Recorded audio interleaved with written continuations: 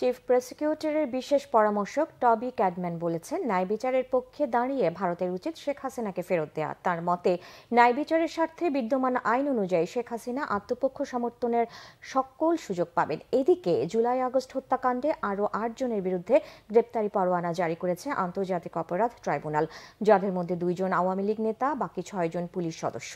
Ahmed সরওয়ারের report.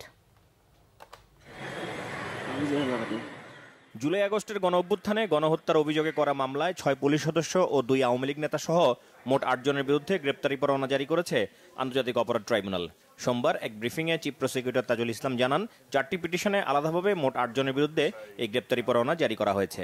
তাদের বিরুদ্ধে আমাদের তদন্ত সংস্থা সরাসরি সম্পৃক্ততার প্রমাণ পেয়েছেন এবং আজকে যাদের বিরুদ্ধে ওয়ারেন্ট ইস্যু হয়েছে তাদের প্রত্যেকেই ঢাকা শহরের সবচাইতে যে সমস্ত আলোচিত হত্যাকাণ্ডগুলো সেগুলোর সাথে তাদের সরাসরি সম্পৃক্ততা, এগুলো আইডেন্টিফাই হওয়ার পরেই তদন্ত সংস্থা তাদের ব্যাপারে গ্রেপ্তারি পরোয়ানা চেয়েছেন এবং সেটা আজকে আদালত মঞ্জুর করেছেন।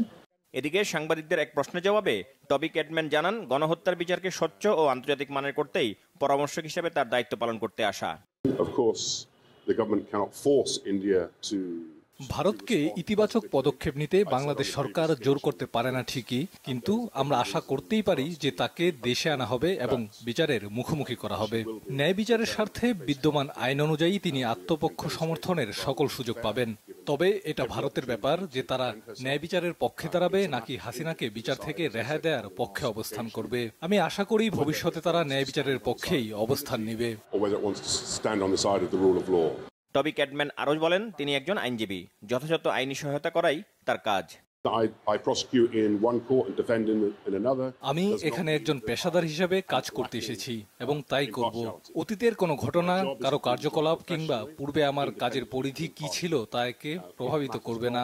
সকলের জেনে রাখা ভালো, যেহেতু এই মামলাগুলো জটিল এবং এর কার্যবিধি সময় সাপেক্ষ, সুতরাং এই বিধিগুলো সঠিকভাবে সম্পন্ন করতে তাড়াহুড়ার কোনো সুযোগ নেই। আহমেদ সরওয়ার, বাংলা ভিশন, ঢাকা।